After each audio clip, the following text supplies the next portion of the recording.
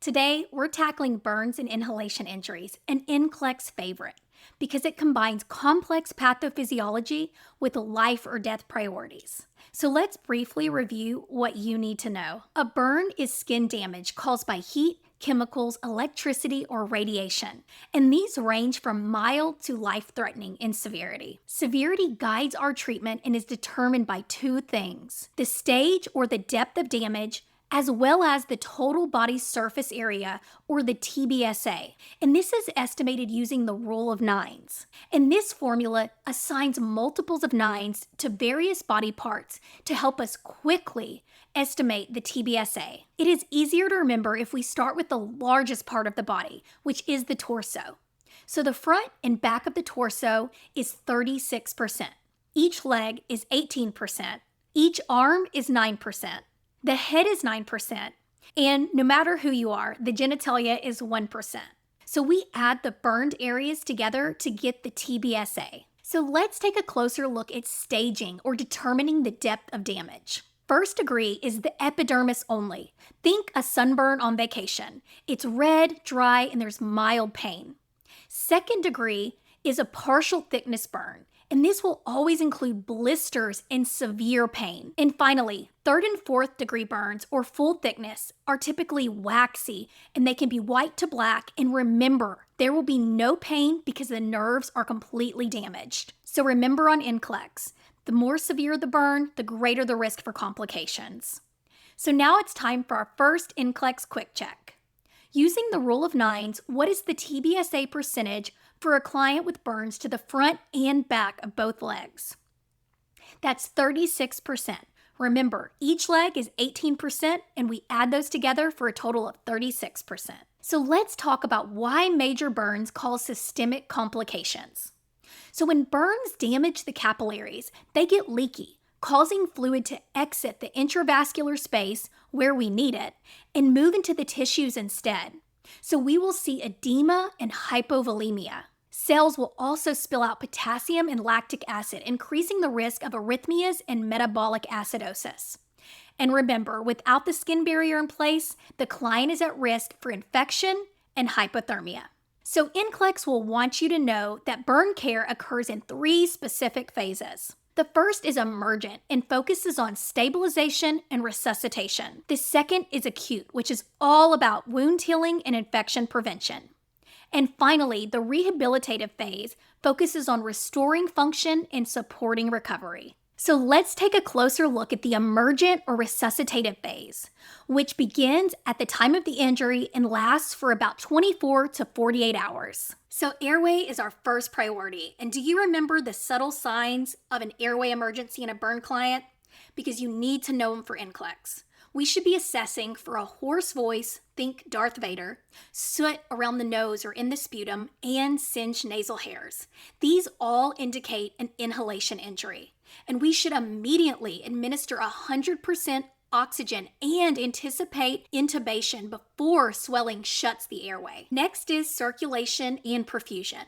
So we need 2 large bore IVs in place, and we should administer isotonic fluids. Think lactated ringers or normal saline. And we'll administer the fluids using the Parkland formula, administering the first half of the fluids in the first 8 hours and the rest over the next 16 hours. So how do we know if our fluid resuscitation is effective? We should closely monitor the urine output and ensure that it's over 30 mLs an hour. Remember that number for NCLEX.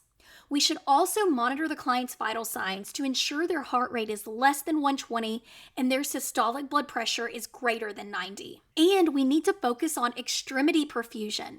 And we do this by elevating burned extremities and monitoring circumferential burns. These burns can act as a tourniquet, so we should anticipate an eschorotomy or a fasciotomy to relieve pressure and restore perfusion. We must also focus on preventing hypothermia and infection. We do this by applying warming measures such as warm blankets and a warm room. We should also cover any burned areas with clean, dry cloths. And pain management is key. So remember, for analgesics, it's IV administration only.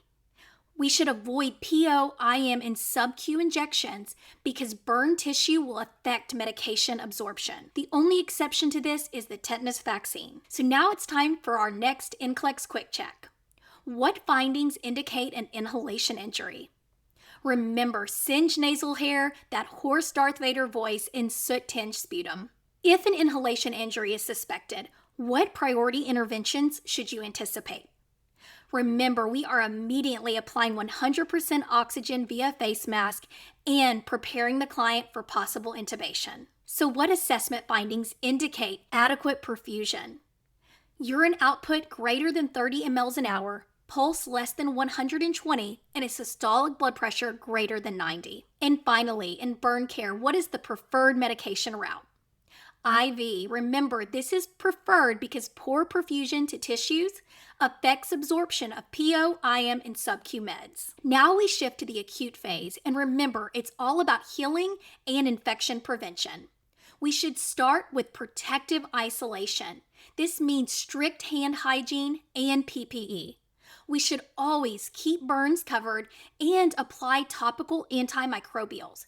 But remember, most of these medications have sulfa in them, so we must assess for sulfa allergies. We should also immobilize and elevate skin grafts to prevent graft rejection and closely monitor for infection. So remember on NCLEX, infection prevention is a high priority in a client with burns. We must also maintain fluid balance. So how do we do this? We should closely monitor the hourly urine output. Remember, it should be greater than 30 mL an hour. We should assess their daily weight and administer all prescribed IV fluids. And closely monitor for fluid volume overload because sometimes burn clients need very high volumes of fluid. Nutritional needs are also very high during this phase. This client is trying to grow back lots of tissue and skin all at once, so they are going to need tons of calories, especially from protein. Also, enteral nutrition may be needed if oral intake is not sufficient. And remember, pain management is still very important during this phase. We should administer IV analgesics and ensure that we pre-medicate the client with analgesics before any type of wound care or physical therapy. So now let's move on to the third and final phase, the rehabilitative or restorative phase, where the focus shifts to restoring function and quality of life. So we need to prevent scarring. We can do this by applying water-based lotion to reduce itching and apply pressure bandages to the burned areas. We should keep wounds covered and instruct the client to apply sunscreen if they must go outside. We should also focus on increasing the client's functional status with physical therapy, range of motion exercises, and splints. We want motion now so they don't lose it later. Finally, we should focus on emotional support to help the client adjust to these major changes in functioning and body image. So now let's talk about some special burn scenarios, starting with carbon monoxide or CO poisoning. This happens when carbon monoxide or CO binds to hemoglobin. Remember, it binds about 200 times more strongly than oxygen. So it essentially kicks the oxygen off the cell and hijacks it. As a result, the client becomes hypoxic because CO is being delivered to tissue instead of oxygen. But here's an important tip to remember on NCLEX. A pulse oximeter cannot distinguish between carbon monoxide and oxygen. As a result, the pulse oximetry reading will typically be normal. Don't be fooled by this. So signs of CO poisoning include cherry red skin, headache, and dizziness, which are very vague, so it can be hard to recognize this condition.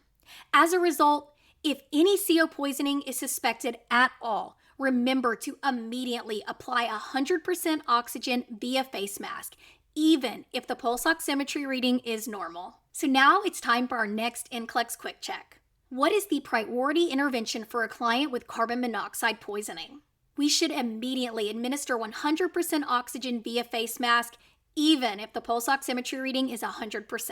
So now let's talk about electrical burns from electrocution.